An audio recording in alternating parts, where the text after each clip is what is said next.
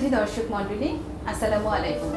আমি ডক্টর নাজনীন আপনাদের সকলকে আমন্ত্রণ জানাচ্ছি আমাদের শিশু স্বাস্থ্য বিষয়ক নিয়মিত পরিবেশনা ভালোবাসি শিশুর হাসি অনুষ্ঠানটি দেখার জন্য। এই অনুষ্ঠানটিতে আমরা সাধারণত শিশুর কিছু সাধারণ ও প্রচলিত সমস্যা, তার কারণ ও প্রতিকার নিয়ে আলোচনা করি। তেমনি একটি খুব সাধারণ সমস্যা বাচ্চার পেটে ব্যথা। এই পেটে ব্যথা কখনো খুব সাধারণ কারণেও হতে পারে এবং কখনো হতে পারে এর থেকে অনেক বেশি জটিলতা। তো এই বিষয়ে কথা বলার জন্য আজকে আমাদের স্টুডিওতে উপস্থিত আছেন এই দেশের স্বনামধন্য শিশু গ্যাস্ট্রোএন্টারোলজিস্ট ডক্টর ওয়াহিদুজ্জামান মজুমদার, যিনি বঙ্গবন্ধু শেখ মুজিব মেডিকেল বিশ্ববিদ্যালয়ের সহযোগী অধ্যাপক হিসেবে কর্মরত আছেন। আমরা পরিচিত হচ্ছি স্যারের সাথে। আসসালামু আলাইকুম স্যার।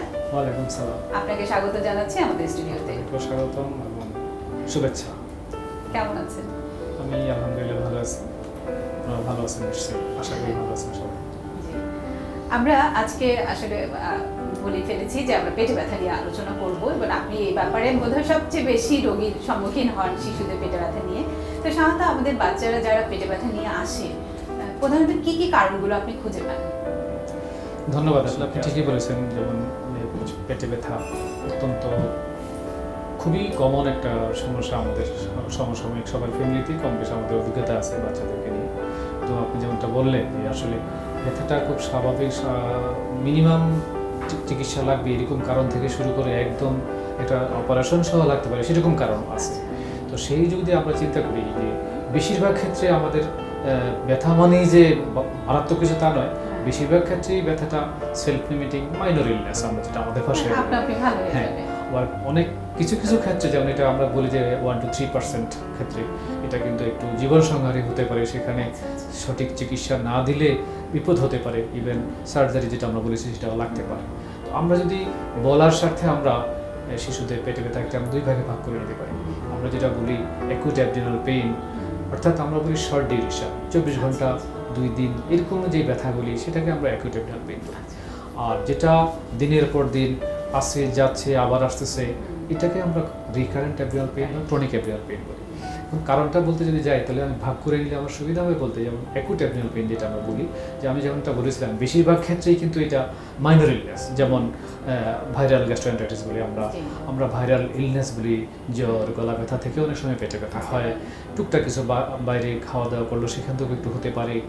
এটাগুলো খুব মাইনর ইলনেসগুলি। আর মেজর ইলনেস যদি আমি বলতে যাই, আমাদের সবারই একটা ভয় থাকে, যেমন পেটে ব্যথা হলে অ্যাপেন্ডিসাইটিস কিনা, সেটা কিন্তু মাথায় রাখতেই হবে। তারপরে ইভেন আমরা পাই কোলিসিস্টাইটিস, তারপরে ইভেন প্যানক্রিয়াটাইটিস, ইন্টেস্টাইনাল অবস্ট্রাকশন, তারপরে কিডনিতে ইনফেকশন হবে। এগুলি আমরা পেটের ব্যথার একটা কারণ। কিন্তু পাশাপাশি অ্যাকুট অ্যাবডোমিনাল পেইনের মধ্যে আমরা কিন্তু পেটের বাইরেও কিছু কারণ রোগ থেকে যায়, যেটা আমাদেরকে কনসিডারে রাখতে হয়। যেমন ধরুন আমরা লোভার নিউমোনিয়া বলি, এক সাইডে যদি মারাত্মক লোভার নিউমোনিয়া হয় কোনো কারণে, সে কিন্তু প্রচন্ড ব্যথা নিয়ে আসে, পেটে ব্যথা। আরেকটা হলো যেটা অবশ্য বাচ্চাদের কম হয়, যেমন হার্ট ডিজিজ, যেগুলোর মধ্যে পেরিকার্ডাইটিস, মায়োকার্ডাইটিস, এন্ডোকার্ডাইটিস, এগুলো কিন্তু সিভিয়ার অ্যাবডোমিনাল পেইন, অর্থাৎ আমাদের ভাষায় রেফার্ড পেইন। ব্যথা হচ্ছে এক জায়গায়, ফিল করতেছি পেটে। হ্যাঁ, তো এটা হলো আমরা একটা অ্যাকুট অ্যাবডোমিনাল পেইন বলি। আর যেটা আমরা ক্রনিক বা রিকারেন্ট অ্যাবডোমিনাল পেইন বলি, সেখানে কারণগুলো একটু ভিন্ন। যেমন ধরুন আমরা বলি oesophagitis, gastritis, dyspepsia, peptic ulcer disease, এগুলি একটা গ্রুপ আছে। কারো বারবার প্রস্রাবে ইনফেকশন হচ্ছে, সেটাও একটা কজ। কিন্তু ওইখানে আরেকটা বড় গ্রুপ আছে যেটাকে আমরা ফাংশনাল অ্যাবডোমিনাল পেইন বলি, অর্থাৎ সেটা দেখা যায় ইভ্যালুয়েশন করার পর, পরীক্ষা করার পর বিশেষ কিছু পাওয়া যাচ্ছে না, সেটাকে আমরা একটা বড় একটা গ্রুপ, কিন্তু সেখানে ফাংশনাল অ্যাবডোমিনাল পেইন রয়ে গেছে, সেটা হলো ক্রনিক অ্যাবডোমিনাল পেইনের মধ্যে। এই দুইটা ভাগে আমরা জাস্ট ম্যানেজমেন্টের জন্য এটা করে রেখেছি। এর মধ্যেই অনেক গুরুত্বপূর্ণ কথা আলোচিত হয়ে গেল। তো এর ভিতরে আপনি বললেন যে দুটো যে বড় ভাগ, অ্যাকুটের ক্ষেত্রে যে আমরা দুটো ভাগ করলাম, যে একটা কিছু সাধারণ লক্ষণ ভাইরাল গ্যাস্ট্রোএন্টারাইটিস, যেগুলো হচ্ছে জ্বর এবং একটু পাতলা পায়খানা, বমি এর মধ্যেই সীমাবদ্ধ থাকবে, গলা ব্যথা থাকবে। এর বাইরে হচ্ছে কিছু সার্জারি করবে। তাহলে আমাদের ওগুলো নিশ্চয়ই কিছু স্পেশাল কিছু লক্ষণ থাকবে, যেটা দেখে আমাদেরকে তাড়াতাড়ি করে আমাদের চিকিৎসকের শরণাপন্ন হতে হবে। সেই লক্ষণগুলো স্যার আপনি ঠিক বলেছেন। অনেক ধন্যবাদ এই ইস্যুটাকে নিয়ে আসার জন্য। যখন এরকম একটা বাচ্চার পেটে ব্যথা নিয়ে আসবে, আমি তাকে একটু সংক্ষিপ্ত ইতিহাস আমরা নিতে চাই, তারপরে আমরা তাকে বাচ্চাকে দেখতে চাই। দেখতে গিয়ে আমার যদি মনে হয় যেমন আমি পেটটা দেখি আমাদের সন্দেহ হয় যে সামথিং রং, আমরা যেটা বলি পেটে চাপ দিলে ব্যথা পাচ্ছে, অথবা পেটটা ফুলে তো আছে, দিয়ে দিচ্ছে না হ্যাঁ, আপনার পেটে। ফুলে আছে, ধরতে দিচ্ছে না, একটু চাপ দিলে ব্যথা পাচ্ছে, এবং কোন জায়গায় চাপ দিলে সে ব্যথা পায় সেটা আবার অর্গান স্পেসিফিক কিন্তু রোগটা আছে, এটা আমরা দেখি।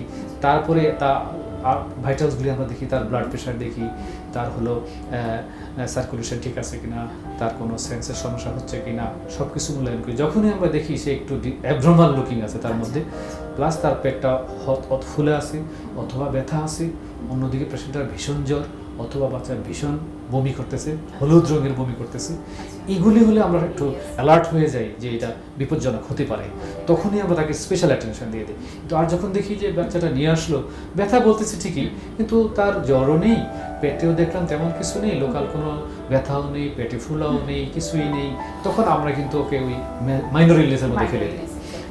তখন আমরা একভাবে মূল্যায়ন করি। আর যখন আমাদের এদিকটাতে চলে আসে যেগুলি আমি বললাম, তখন কিন্তু আমরা সম্পূর্ণ আলাদাভাবে মূল্যায়নটা করি রোগীটাকে। তাহলে এই যে আমরা যে ভাইরাল, প্রথমে আমি বলি যে সাধারণ সমস্যা যেগুলোর জন্য আমাদের বেশি উদ্বিগ্ন হওয়ার কারণে তেমন একটি হচ্ছে ভাইরাল গ্যাস্ট্রাইটিস।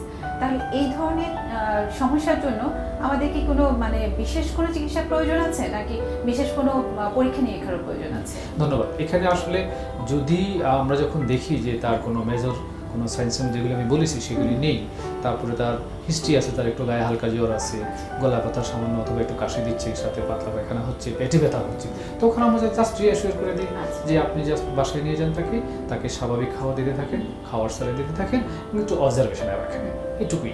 এর চেয়ে বেশি কিছু আসলে কোনো পরীক্ষা দরকার নেই, এখানে কোনো পরীক্ষা দরকার নেই। মানে এটা আপনি লক্ষণ দেখিয়ে আপনি চিকিৎসক বুঝে গেলেন এবং সেই অনুযায়ী তাকে বললেন, এবং এটা ভালো হয়ে যাবে 5 থেকে 7 দিনের মধ্যে ভালো হয়ে যাবে অ্যাসিওরেন্স দিয়ে। তো আসলে এটা কি কোনো সিজনাল ভ্যারিয়েশন আছে সাধারণত এই ভাইরাল গ্যাস্ট্রাইটিস? যখন আপনি দেখবেন যে আমাদের দুইটা পিক, শীতকালে আমাদের দেশে প্রচুর রকম বাচ্চারা ডায়রিয়াতে ভুগতে থাকে, সামনে আছে, গরমকালে সেটা হয়। আর আরেকটা তো যেটা আছে আমাদের, যেটা আমি হয়তো বলিনি, শখ করে বাইরে গেল বাচ্চা, তো প্রায় আপত্তি তুলে আবদার নেই একটু বাইরে খেতে যাবো, কিন্তু বাইরে খেতে গিয়ে কি খেয়ে আসলো, তার বাসায় এসে তার পেটে ব্যথা, শখ করে তাকে চিপস কিনে দিল, আমরা অনেক পেয়েছি, চিপস খেয়ে পরে বিকালে ডাক্তার চেম্বারে চলে আসছে। তো এই জিনিসগুলি আমাদের মাথায় রাখতে হবে, এটা তো সারা বছরই হচ্ছে, সিজনাল যেটা তো সেটা হচ্ছেই আছে। এইগুলি মাইনর ইলনেসের ক্ষেত্রে আমরা এটা নিয়ে একটু সাবধান থাকি, আর জাস্ট অ্যাসিওর করে দিই যে তাকে পানি শরবত খাওয়া, একটু অবজারভেশন রাখা, কোনো পরীক্ষাও দরকার। আপনার আরেকটা গুরুত্বপূর্ণ বিষয় যেটা বললেন যে রিকারেন্ট অ্যাবডোমিনাল পেইন বা বারে বারে যে পেইনটা হচ্ছে বা দীর্ঘমেয়াদী যেটা হচ্ছে, এগুলো সাধারণত কি কারণে হয়ে থাকে? হ্যাঁ, আপনাকে ধন্যবাদ।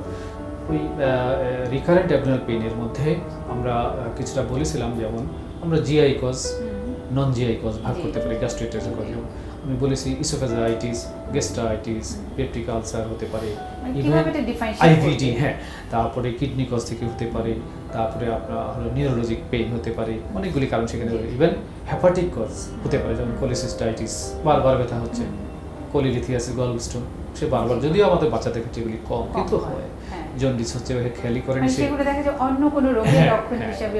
আর একটা বড় গ্রুপ আপনাকে হয়তো বলেছি কিনা আমি, যে বড় গ্রুপের মধ্যে এগুলো ফাংশনাল, তাদের হলো কি আসলে এই ধরনের কিছুই নেই, কিন্তু সেই ফাংশনাল বলাটা কিন্তু আমরা প্রথমে বলি না, আমাকে হিস্ট্রি নিতে হবে, তাকে দেখতে হবে, তাকে মোটামুটি কিছু ইনভেস্টিগেশন করে যখন আমি দেখতেছি না তেমন কিছু নেই, তখন আমি তাকে ফাংশনাল এবং পেইন একটা গ্রুপ করে ফেলি ম্যানেজমেন্ট পারপাসে। এটা ম্যানেজমেন্টও কিন্তু আলাদা, সম্পূর্ণ আলাদা।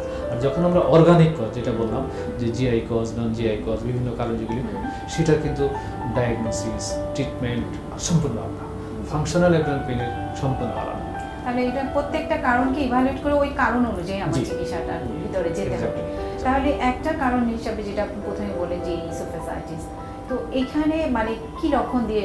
হ্যাঁ, এটা পেশেন্ট পাই বলবে আমার পেটে ব্যথা, কিন্তু উপরের পেটে, সে একটু দেখাতে চায়, অনেকে আবার বুকে ব্যথা হয় এটাকে বলে ফেলে, তারপরে দেখা যায় বারবার হচ্ছে, তারপর তার একটু আমরা যেটা টক ঢেকুর বলি আসে, হ্যাঁ, বেলচিং হয়, এবং বেশিরভাগ সময় বলবে যে এটা খাওয়া রিলেটেড, বাইরে খেলেই তার পরে বেশি হচ্ছে, হ্যাঁ, রাইট।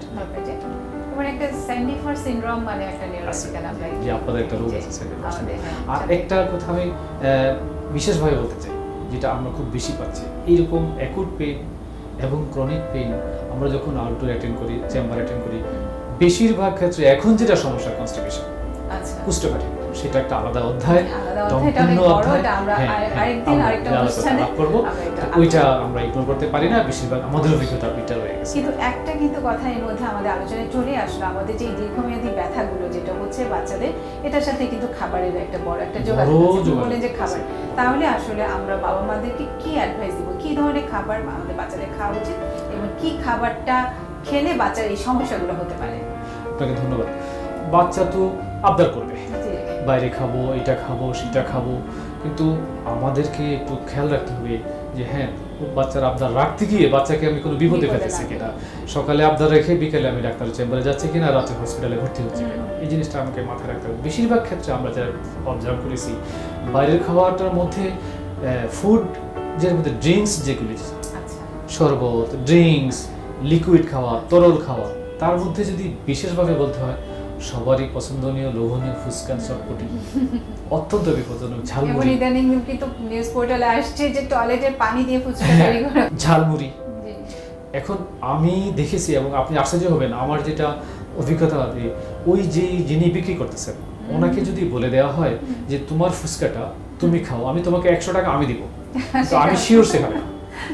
এবং দুঃখজনক হলো এই যে ফুচকা, চটপটি, ঝালমুড়ি, যে ইনগ্রেডিয়েন্টগুলি ইউজ করা হইতেছে, এগুলি একটাও কি স্বাস্থ্যসম্মত? অবশ্যই দ্বিতীয় না। হলো উনি যে স্বাস্থ্যসম্মত উপায়ে রাইট, পরিবেশন- উনি তৈরি করলেন কিনা, জি। উনি আদৌ উনি জানেন কিনা ফুড হাইজিন কি জিনিস, এবং যিনি বিক্রি সেটা করতেছেন খালি হাতেই ওটা হ্যাঁ, পরিবেশন করছে। উনি জানেন কিনা যে উনি এই ফুচকা চটপটির সাথে টাইফয়েডের জীবাণু খাওয়াচ্ছেন, কাউকে কাউকে রক্ত আমসের জীবাণু দিচ্ছেন, কাউকে জন্ডিসের জীবাণু দিচ্ছেন, এটা হয়তো না মাথায় নেই।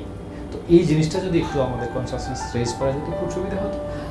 আর আমাদের বাবা মা হিসাবে যখন আমরা যাবো, তখন আমাদের দায়িত্ব হলো বাচ্চা আবদার করতে পারে, কিন্তু ওইটা দেওয়ার আগে আমাকে একটু চিন্তা করতে হবে যে এটা কতটুকু বিপজ্জনক হতে পারে। তখন যদি আমি একটা ব্যবস্থা করি না, ঠিক আছে, ওই খাওয়াগুলি আমি বাসায় তৈরি করে দিই, তাহলে হয়তো তারটাও থাকলো আর তাকে আমি বিপদেও ফেলে দিলাম না। এবং শুধু তাই নয়, বড় বড় রেস্টুরেন্টে আমি যেটা সবাইকে অনুরোধ করি যে একটু চিন্তা করবেন, বিশেষ করে পানিটা, এই পানিটা বড় ভয়াবহ। আমরা অনেকেই চেম্বারে এসে জিজ্ঞেস করি কিসের পানি খাওয়ান, স্যার আমি তো ফিল্টারের পানি খাওয়াই। আচ্ছা। কিন্তু আপনি ভালো করে জানেন ফিল্টারের অবস্থা কি, না, ফিল্টারের filter তো- কার্ট্রিজটা কি ফ্রিকোয়েন্টলি চেঞ্জ করা হয়, তারপরে এটা কতটুকু কাভার দিচ্ছে। আর আপনি আপনার ঘরেরটা করেন Right. যখন, এটা কিন্তু খুব কস্টলি, হ্যাঁ, কিছুদিন পর হ্যাঁ, পর হ্যাঁ, টাকা দিয়ে হ্যাঁ, চেঞ্জ কিন্তু কেউ করে এটা না। তো বাণিজ্যিক ভাবে করবে না Right. তারা। তো আমাদের অনুরোধ হলো ফিল্টারের চিন্তা করেন অবশ্যই ভালো, কিন্তু তার আগে অন্তত 10 মিনিট পানি ফুটিয়ে নিন। বয়লিং পয়েন্ট থেকে 10 মিনিট ফুটানো পানিতে আশা করি টাইফয়েড, ভাইরাস, জীবাণু, হেপাটাইটিস কমন ব্যাকটেরিয়াগুলো থাকবে না। এবং ভাইরাসগুলো থাকবে না। থাকবে। এরপরে আপনি ফিল্টারে দিন, এটা একটা কথা। আচ্ছা। আর আউটডোরে যখন যাওয়া হবে খাওয়ার জন্য, আমার অনুরোধ হলো বাসা থেকে পানিটা নিয়ে যান। ওইখানকার পানিটা না খাওয়াই ভালো, বিয়েতে গিয়ে বোরহানিটা না খাওয়াই ভালো, হোটেল রেস্টুরেন্টে সালাদ না খাওয়াই ভালো। মানে অবশ্যই যদি আপনার ইমিউনিটি ততটা কম্প্রোমাইজ না থাকে, তো খুবই গুরুত্বপূর্ণ আলোচনা স্যার, এটা আমাদের প্রত্যেকের মাথায় রাখতে হবে। আমরা এখন ইনভাইটলি আসলে অনেক ক্ষেত্রে এরকমও দেখছি স্যার, যে বাসায় রান্না করা আমরা ইদানিং ভুলে যাচ্ছি। বেশিরভাগই আমাদের দেখা যাচ্ছে যে আমরা বাইরে থেকে নিয়ে আসতে মানে আমি একটা যদি জাস্ট টাচ করি, আমার ঘরের সামনে খাবারটা চলে চলে আসছে। স্মার্টফোনে আমাদের ফুড পান্ডা অনেক কিছু আছে, তবে এগুলো কতটা হাইজিনিক আমাদের এটা অবশ্যই মাথায় রাখতে হবে। অনেক গুরুত্বপূর্ণ আলোচনা স্যার আপনার সাথে হচ্ছে, কিন্তু এই যে পেটে ব্যথার কখনো কখনো আপনি বলেছেন যে খারাপ লক্ষণ হিসাবেও এরা প্রকাশিত হয় এবং অনেক মারাত্মক জটিলতা হতে পারে। তো সেক্ষেত্রে আমাদের যখন আমাদের কাছে আসে, আমরা লক্ষণগুলো বলেছেন আপনি, কি ধরনের পরীক্ষা নিরীক্ষা আমাদের সাধারণত করতে হয় এবং এই পরীক্ষা নিরীক্ষা সব কি আমাদের দেশে অ্যাভেলেবেল আছে? হ্যাঁ, আপনাকে ধন্যবাদ। এটা যে পরীক্ষা যেগুলি করা হয় সেগুলি একদম এখন ইভেন উপজেলা পর্যায়ে অ্যাভেলেবল, খুব একটা বেশি কিছু না। তো প্রথম কথা হলো সাসপিশন। আমি যদি সাসপেক্ট করি সামথিং রং, এই পেশেন্টের পেটে ব্যথাটা মারাত্মক কোনো কারণ হতে পারে, এটা হলো ফার্স্ট অবজেক্টিভ, এটা আমাকে করতে হবে। তারপরে আমার মাথায় ঢুকে কি করব আমি, তখন আমরা সাধারণত রোগী দেখে ইতিহাস নিয়ে আমাদেরকে একটা লাইনে আমরা চলে আসতে পারি যে সম্ভবত মনে করুন অ্যাপেন্ডিসাইটিস। তাহলে আমি কি করব? এখন অ্যাপেন্ডিসাইটিস ডায়াগনোসিস করার জন্য ব্লাডে সিবিসি টেস্টে আমরা জানি লিউকোসাইটিস, নিউট্রোফিলিক লিউকোসাইটিস থাকবে। তারপরে আলট্রাসাউন্ডের হেল্প নিলে ওরা বলে দিতে পারে যে appendicitis inflamed or like this. তারপরে এর চেয়ে বেশি কিছু নয়। এখন এটা সাসপেক্ট করার সাথে সাথে কিন্তু আমাকে কিছু সাবধানতা হবে, অর্থাৎ আমি জানি অ্যাপেন্ডিসাইটিসে সার্জারিক্যাল ট্রিটমেন্ট লাগতে পারে, তাহলে আমি কি করব? ওই আমি সন্দেহ করার সাথে সাথে পেশেন্টকে মুখে কিছু খেতে দিব না, তাকে একটা আইভি ফ্লুইড স্যালাইন দিয়ে রেখে দেবো, এবং আমি যদি মনে করি হ্যাঁ অ্যাপেন্ডিসাইটিস সম্ভাবনা বেশি, তাই আমি একটা ব্রড স্পেকট্রাম অ্যান্টিবায়োটিক কাপে তাকে রেখে দিব। আমার প্রাথমিক দায়িত্ব এটা। এরপরে অবশ্যই আমি পরীক্ষাগুলি করে ফ্যাসিলিটি থাকলে করব, না থাকলে যেন আমি আমার সার্জারির যে কলিগ আছে ওনার কাছে অবশ্যই পাঠিয়ে দেবো। কারণ আমাকে এই রেফারেলটা না দিলে পেশেন্ট বিপদে পড়ে যাবে। আমি তাকে দেখতে গিয়ে 24 ঘন্টা রাখাটা ঠিক হবে না, যে আমি সন্দেহ করতেছি ব্লাড রিপোর্ট দিয়েছি, রিপোর্ট আসবে বিকালে, আগামীকাল, এতক্ষণ থেকে আমি রাখতে পারবো না। তাহলে ওই সাথেই আমি তাকে আমার সার্জারি কলিগের কাছে পাঠাবো প্রপার ম্যানেজমেন্ট ট্রিটমেন্টের জন্য। এটা ফার্স্ট অ্যান্ড প্রায়োরিটি। আরেকটা হলো, যখনই অ্যাপেন্ডিসাইটিস আমরা আমাদের সন্দেহ করি, রোগীগুলি কিন্তু আমাদের কাছে এসে বলে না যে আমার অ্যাপেন্ডিসাইটিস। বাসায় দেখা গেল সে বমি করলো, সে ব্যথায় কাঁপচাচ্ছে, সে কিছু খায় না, জ্বর থাকে, তখন আমরা তাকে কি করি? আমরা রিসাসিটেশন বলি, যে এরকম কিছু সন্দেহ করার সাথে আমরা তাকে রিসাসিটেট করে দেবো। অর্থাৎ তাকে বলো তুমি মুখে কিছু খেও না, তাকে একটা স্যালাইন দিয়ে তার সার্কুলেশনটা দেখবো, তার শ্বাস ঠিক আছে কিনা, যেটাকে আমরা আমাদের ভাষায় এবিসি, এয়ারওয়ে, ব্রিদিং, সার্কুলেশন, এটা স্টেবল করে তারপরে আমি তাকে যত তাড়াতাড়ি তাকে উপযুক্ত জায়গায় পাঠিয়ে দিব। এটা আপনাকে অ্যাপেন্ডিসাইটিসের কথা বললাম, এরকম যেমন কোলিসিস্টাইটিস রয়ে গেছে, ইন্টেস্টাইনাল অবস্ট্রাকশন রয়ে গেছে, প্রত্যেকটাতেই কিন্তু সার্জিক্যাল ইন্টারসাসেপশনের ব্যাপার, রাইট, ইন্টারসাসেপশন, ভলভুলাস, জি, কোনোভাবে। আমি মনে করি একজন ডাক্তার উনি বাচ্চার পেটে হাত দিলেই বুঝতে পারেন যে এটাকে সার্জারির অপিনিয়ন লাগবে কি না। যদি আমার মনেই হয় তাহলে আমি তাকে ফার্স্ট এইড ম্যানেজমেন্ট দিয়ে, এবিসি ম্যানেজমেন্ট দিয়ে, আমার সুবিধা থাকলে আমি ইনভেস্টিগেশন করাবো, না হলে আমি পাঠাবো। এখন যদি ইনভেস্টিগেশন করতেই হয়, একেবারে সহজ ইনভেস্টিগেশন, সিবিসি আমরা বললাম, আমরা একটা আলট্রাসোনোগ্রাম বললাম, এরপরে যদি আমরা একটা প্লেন এক্স-রে অ্যাবডোমেন করে ফেলি, আপনি দেখেন সব জায়গায় অ্যাভেলেবল, সেখানে আমি অনেকগুলি কজ ধরতে পারি প্লেন এক্স দিয়ে। আমি ধরতে পারি ইন্টেস্টাইনাল অবস্ট্রাকশন কিনা, আমি সন্দেহ করতে পারি ভলভুলাস ডিসঅ্যাসেপশন কিনা, আমি সন্দেহ করতে পারি যে কনস্টিপেশন থেকে সাবঅ্যাকিউট অবস্ট্রাকশন হলো কিনা, আমি দেখতে পাই কিডনিতে স্টোন কিনা, আমি দেখতে পাই পেনক্রিয়াতে স্টোন কিনা, গলব্লাডারে কিছু স্টোন এক্স, অর্থাৎ একটা সিম্পল একটা এক্স আমাকে কতগুলি তথ্য দিচ্ছে। কিন্তু আজকাল এটা দেখা যাচ্ছে যত অ্যাডভান্স হচ্ছে ইনভেস্টিগেশন ফ্যাসিলিটিস, তত আমরা যেন ওই পিছনে এগুলো ভুলে যাচ্ছি। হ্যাঁ, একেবারে সত্য কথা। আপনাকে আমি আমার বাস্তব অভিজ্ঞতা বলি, যে রোগীগুলি আমরা এরকম পাই, দেখা যায় কি ইভেন সিটি স্ক্যান করে চলে এসেছে, কিন্তু এক্স-রেটা করা হয়নি, তখন ওই সুযোগটা আমি নেই, জাস্ট সময়ের ব্যাপার, সামান্য একটা এক্স-রে দিয়ে দেখা যায় অনেকগুলি রোগ খারাপ। এটা আমরা একটু সবাইকে মনে করে দিই, আমার কলিগদেরকে মনে করে দিতে চাই যে প্লেন এক্স-রে অ্যাবডোমেন। আর এক্স-রে জিনিসটা কিন্তু আমাদের জাস্ট এমবিবিএস পাস করা একজন স্টুডেন্টও সে বুঝতে পারছে কি সমস্যা আছে। তো সিটি স্ক্যান কিন্তু একটা স্পেশাল ইনভেস্টিগেশন, মানে স্পেশাল প্রেডিকশন দরকার, একদম তার ওটা বুঝতে গেলেও কিন্তু তার ট্রেনিং প্রয়োজন। হ্যাঁ, যিনি রিপোর্ট করবেন উনি কতটুকু করতেছেন, উনি ওনার কাছে কিন্তু আমি ডিপেন্ডেন্ট। এক্সট্রাটা কিন্তু আমি নিজেই ইন্টারপ্রেট করতে পারছি। অর্থাৎ এটা মানে আপনার মাধ্যমে আজকে আমাদের মানে এই অনুষ্ঠান যারা দেখবে, আমাদের মেডিকেল রিলেটেড পারসন, তাদের কাছেও বলবো যে আসলে ওল্ড ইজ গোল্ড। আমরা যতই অ্যাডভান্স হই না কেন, আমাদের এক্স-রে দিকে আমাদের কিছু কিছু সময় নোটিস করতে হবে। তো অনেক ধন্যবাদ স্যার। এর মাঝে আমরা যেটা ডায়াগনোসিসের জন্য আপনি বললেন যে কিছু কিছু রোগ আমরা এইভাবে ডায়াগনোসিস করে ফেলতে পারি, ডায়াগনোসিসের পরে তো আলটিমেটলি আমাদের চিকিৎসা শরণাপন্ন হতে হবে। তো আমাদের আজকাল কিন্তু থানা পর্যায়ে আমাদের কনসালটেন্ট, মেডিসিন, সার্জারি, ইকানি সবাই আছে, যে কোনো জায়গাতে আমরা একটা মাল্টিডিসিপ্লিনারি টিম পেয়ে যেতে পারি। তো আসলে অ্যাপেন্ডিসাইটিসের যে কথাটা বললেন, এটা কি সবসময় কি আমাদের সার্জিক্যাল বাচ্চাদের জন্য সবসময় কি সার্জারিতে যাওয়া লাগতে পারে নাকি? অনেক ধন্যবাদ। Appendicitis always a medical emergency. তো এখন সার্জারির ভাষায়, ওনাদের ভাষায় সার্জারির কলিগরা বলেন অনেক সময় যে কনজারভেটিভ ট্রিটমেন্ট দিয়ে দাও। কিছু কিছু কন্ডিশন আছে, যেমন ধরুন দেরি করলো আসতে, আমরা বলি অ্যাপেন্ডিকুলার লাম্প, চারদিকে লাম্প হয়ে গেল, তখন কিন্তু ইমিডিয়েট সার্জারিটা করা হবে না, ওকে কনজারভেটিভ ম্যানেজমেন্ট দিয়ে ইলেকটিভ বলা হবে সার্জারিতে তুমি অমুক সময় আসো, এটা করে দিব। বা অনেক সময় যেটা হয় অ্যাপেন্ডিক্স বাস্ট হয়ে যায় পারপাশন, সেটা কিন্তু সাথে সাথেই করতে হবে। সুতরাং এটা নির্ভর করে ওই রোগীটা অ্যাপেন্ডিসাইটিস কোন স্টেজে আছে, কোন স্টেজে। আবার ওই সময় দেখা যাচ্ছে হয়তো মাইল্ডলি ইনফ্লাম, যেটা আমাদের হতে পারে যে মেডিকেল ট্রিটমেন্টে ভালো হয়ে গেছে, হতে পারে। আচ্ছা, কিন্তু সেই সিদ্ধান্তটাও সার্জারি কলিগই দেওয়া উচিত। অবশ্যই এই জন্যই আমাদের মানে মাল্টিডিসিপ্লিনারি অ্যাপ্রোচ। তো আপনি একটা গুরুত্বপূর্ণ কথা বলেছেন যে রিকারেন্ট অ্যাবডোমিনাল পেইনের ভিতরে যেগুলোতে আমরা কোনো কারণই খুঁজে পাই না, এবং এটা অনেক একটা বড় পার্সেন্টেজ আমার কাছে মনে হয়। তো সেটার ব্যাপারে আসলে আমাদের করণীয় এখানে আছে। আপনাকে অনেক ধন্যবাদ। বর্তমান যে আমাদের যে করোনা কাল চলছে, এখানে এই ঘটনাটা তো বেশি ঘটতেছে এখন আমরা পাচ্ছি, কারণ আমরা জানি কম বেশি সবাই মানসিকভাবে একটু বিপর্যস্ত। বাচ্চা ঘরে বসেছে সারাক্ষণ, সে কতক্ষণ ঘরে থাকবে? তো সে তখনই তার বিভিন্ন রকম সিমটম দিয়ে সে বোঝাতে চায় যে আমাকে বাড়ি নিয়ে যাও। তার ভালো লাগছে না হ্যাঁ, আসলে। আমি একটা বাচ্চার কথা বলতে পারি, ও এরকম রিকারেন্ট অ্যাবডোমিনাল পেন আমার কাছে দীর্ঘদিন ঘুরতেছে, অনেক পরীক্ষা করে কিছু পাইনি। পরে একদিন আমি মাকে জিজ্ঞেস করলাম যে মা, আপনি তো বলতে পারেন ওর কোনো চাওয়া পাওয়া নেই, কোনো সমস্যা।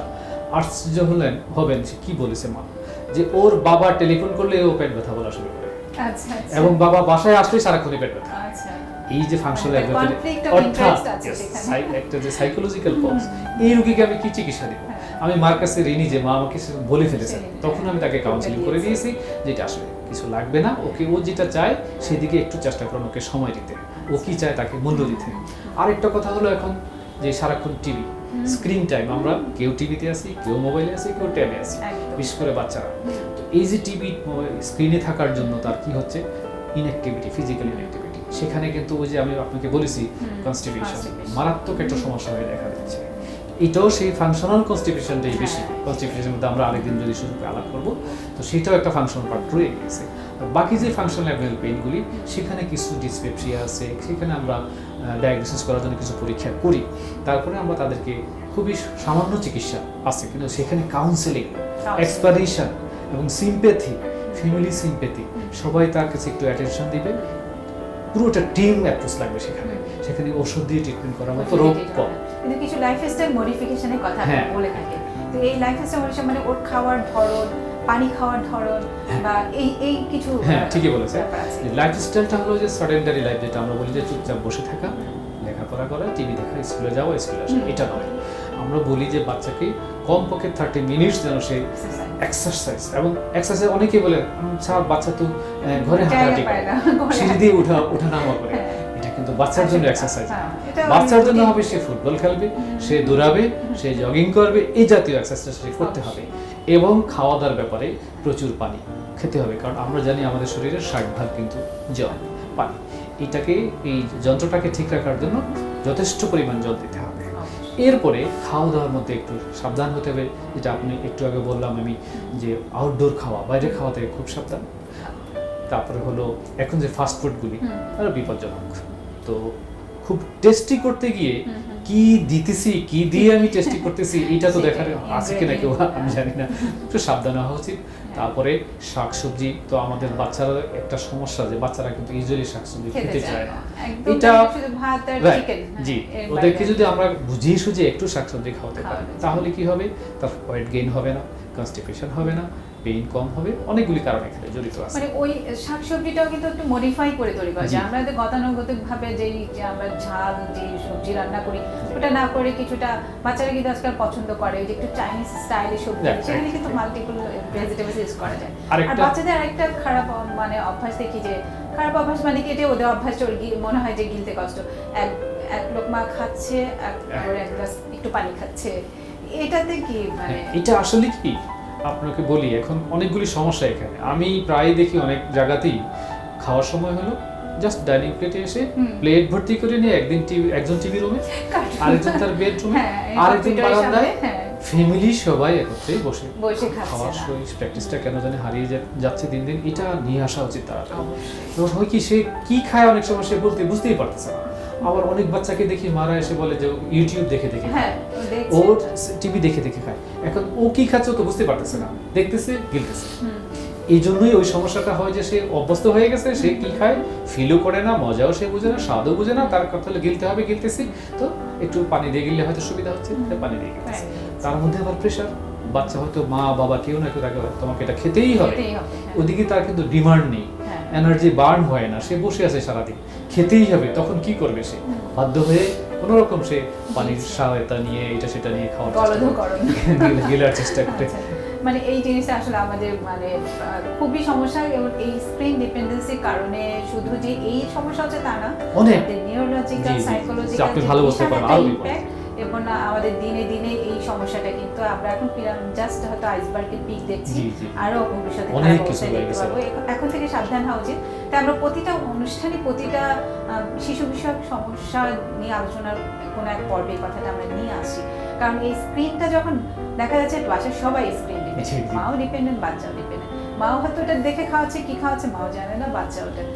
কিন্তু এই জিনিসটা কিন্তু এতদিন ধরে যে মানব সভ্যতা, এটা ছাড়াই কিন্তু আমরা সবাই বাচ্চা খেয়েছে। Exact. তাহলে এখন কেন এটা কেন ছাড়া পারবে? হবেই না, সেটা আমাদের বিশেষ খেয়াল করা উচিত। আর স্ক্রিন টাইমের ব্যাপারে আমি আরেকটা ইনফরমেশন দিয়ে রাখি আপনাকে, যে আমাদের ভাষায় গ্যাস্ট্রোএন্টারোলজি ওবেসিটি ইন চিলড্রেন, কিছু কিছু বাচ্চা মুটিয়ে যাচ্ছে, অবশ্যই। সেখানে বড় একটা ফ্যাক্টর স্ক্রিন টাইম।